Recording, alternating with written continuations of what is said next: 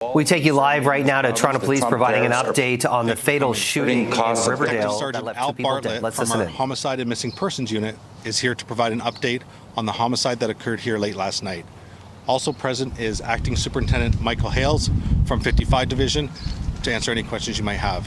Following his remarks, he will be able to answer a few questions. Detective Sergeant. Good morning, everybody. My name is Detective Sergeant Al Bartlett from the Homicide and Missing Persons Unit. I'll just preface my remarks today by saying, as I hope you can all appreciate, we're very early on in this investigation, so I'm somewhat limited in the information that I can share. However, I am able to provide the following information. Last night at approximately 11:15 p.m., Toronto Police Service received a call for service to this area here, Logan and Bain Avenue, in respect to a sound of gunshots call. Witnesses reported hearing a number of shots and then seeing two males fleeing from the area behind me towards Withrow Park. When officers arrived, they located two individuals suffering from gunshot wounds. Unfortunately, one of those males succumbed to his wounds here at the scene and was pronounced deceased. The second male was transported to a local hospital by Toronto Paramedic Services, and despite the best efforts of our first responders and the medical staff, this male was also pronounced deceased in hospital. As I said earlier, the investigation is in its early stages. We are working to identify the victims and notify their next of kin. I'd like to say that we understand how unsettling these types of events can be in neighborhoods. And to that end, the residents of this area can expect to see a heightened police presence around me. There are a number of marked police vehicles and marked and uniformed officers in the area. That can be expected for the foreseeable future as we continue to work to process this area. I am asking anyone who is in the area who may have camera footage, whether it be dash cam footage or home surveillance camera footage, or perhaps somebody that may have heard something or seen something, to please contact the Toronto Police Service Homicide and Missing Persons Unit. You can do so at 416-808-7400, or of course by calling any one of the Crime Stoppers outlets, but specifically 416-222-TIPS, and then of course there's some online options as well. As I said, residents in the area can expect to see an increased police presence for good reason. And with that said, I'll take a few questions. Dr. Sergeant, can you just give us an idea as to approximate ages for these two males? We understand that they could be teens. Can you just tell us if you have an idea as to their ages? We are working to still identify the victims, so I'm hesitant to give you any specifics about that. Yeah, I would say late teens, early 20s.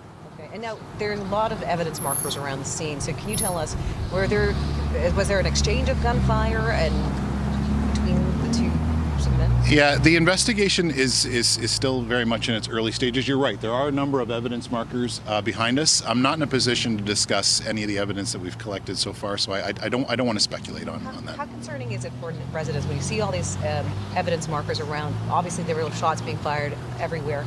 We've seen situations where guns have pierced windows, gone through walls.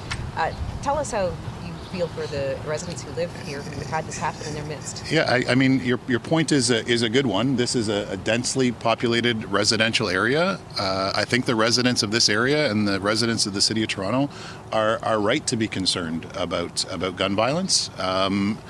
But the Toronto Police Service are doing everything that we can do to address that.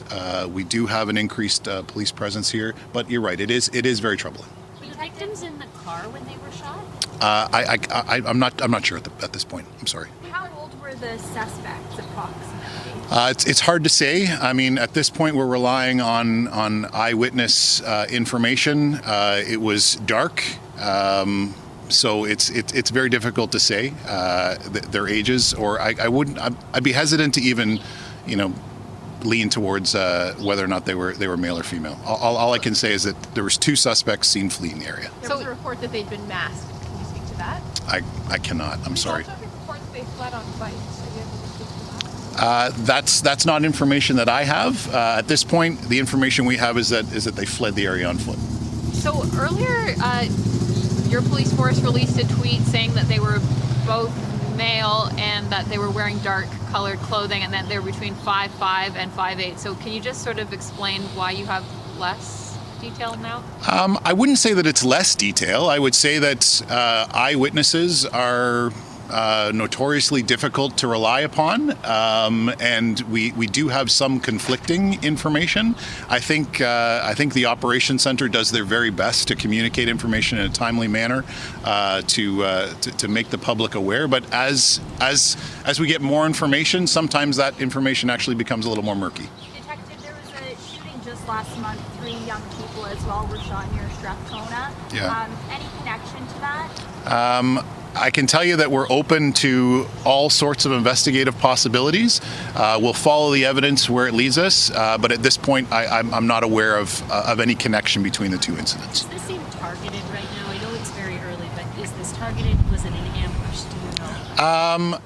I think I get the sense from just the firearms evidence here that the shots appear to be, clustered, which might suggest a targeting. I don't believe that this was a random act at this point, but it's very early for me to speculate, and to use the word target or ambush, I'm a little hesitant to do so. Any more questions? The only reason people were asking whether the victims were in that Ford down there is that, as you said, the clusters are all around the passenger side, and there are bullet holes through that car. Yeah. That's why I was wondering, were they in that car waiting for somebody, and also the hazard lights are on? Yeah, I mean, I can tell you that I mean, it's evident that is definitely a vehicle of interest for us. We will be doing a full forensic exam of that vehicle and taking whatever evidence comes from that and following it. Are One you more able question. to speak to why the scene is so big? And, we're seeing, police tape even on the other side of this street. Why is that? Yeah, sure. I mean, we often don't know how big a scene is going to extend. A shooting scene can often involve evidence traveling a great distance. Out of an abundance of caution, we sometimes scale this scene. We make the scene a little larger, just to ensure that we're protecting evidence. Okay. Thanks, everyone. We've been listening to Toronto Police providing an update on the double fatal shooting in Riverdale. From what we understand, that there were 2 people seen fleeing after the shooting towards Withrow Park. No detailed on any suspect descriptions, but they did say that when they arrived, 2 people were located with gunshot wounds. 1 died at the scene, another at the hospital. They're looking to identify the victims that they believe to be in their late teens and early 20s. But police, when asked, was this targeted, they say that they get the sense that it may be targeted, but are a bit hesitant to say with certainty that this was a targeted shooting.